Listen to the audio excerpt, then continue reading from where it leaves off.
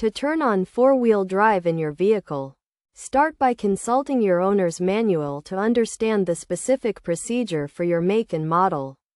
Typically, four-wheel drive systems can be activated in one of two ways.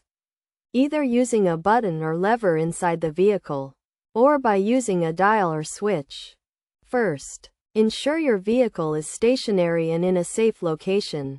Apply the parking brake and shift the transmission into park or neutral.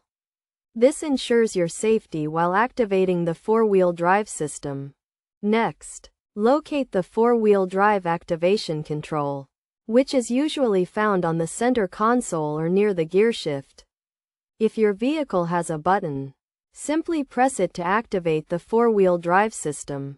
If your vehicle has a lever, move it to the four-wheel drive position.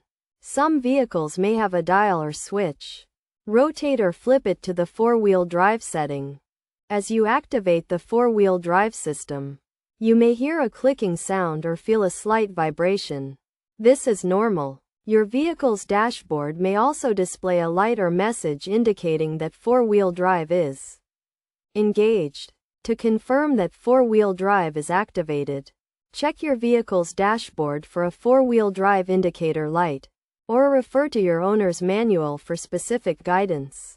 It is essential to note that four-wheel drive should only be used in low-traction situations such as snow, ice, or off-road driving, as it can decrease fuel efficiency and cause unnecessary wear on your vehicle's drivetrain.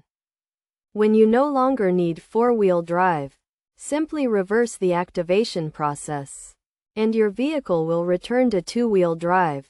Remember to always follow the manufacturer's instructions and guidelines for using four-wheel drive in your vehicle. By following these steps, you can safely and effectively use your vehicle's four-wheel drive system to improve traction and control in challenging driving conditions.